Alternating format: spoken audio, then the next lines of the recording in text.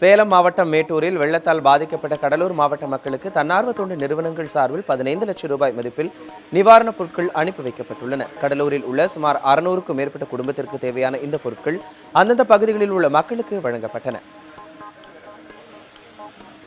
திருவாரூர் மாவட்டம் மன்னார்குடியைச் சேர்ந்த தனியார் நிறுவனம் வெள்ளத்தால் பாதிக்கப்பட்ட கடலூர் மாவட்ட மக்களுக்கு தேவையான உடைகள், போர்வைகள் உட்பட 25 லட்சம் ரூபாய் மதிப்பில் நிவாரணப் பொருட்களை அனுப்பி வைத்துள்ளது. இதேபோன்று மன்னார்குடி வர்த்தக சங்கம் மற்றும் இந்திய கம்யூனிஸ்ட் கட்சியின் சார்பாக சுமார் 35 லட்சம் ரூபாய் மதிப்பிலான நிவாரணப் பொருட்கள் கடலூருக்கு அனுப்பி வைக்கப்பட்டன.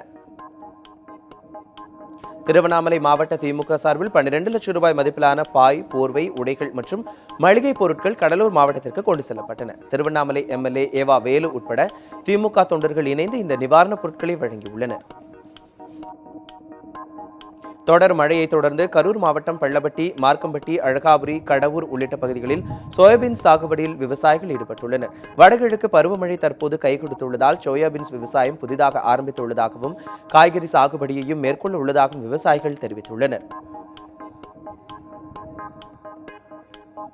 கன்னியாகுமரி மாவட்டம் மாங்காறு வழியாக கேரளாவுக்கு கடத்த முயன்ற 500 கிலோ ரேஷன் அரிசியை வட்டாட்சியர் தலைமையிலான அதிகாரிகள் பறிமுதல் செய்தனர். ரேஷன் அரிசி மற்றும் மானிய மண்ணெண்ணெய் கேரளாவிற்கு கடத்துவதாக வரும் தகவலின் அடிப்படையில் பறக்கும் படையினர் தமிழக கேரளா எல்லையோர பகுதிகளில் சோதனை மேற்கொண்டனர். அப்போது மாங்காடு வழியாக சென்ற ஆட்டோவை சோதனையிட்டதில் ரேஷன் அரிசி கடத்தப்படுவது தெரியவந்தது.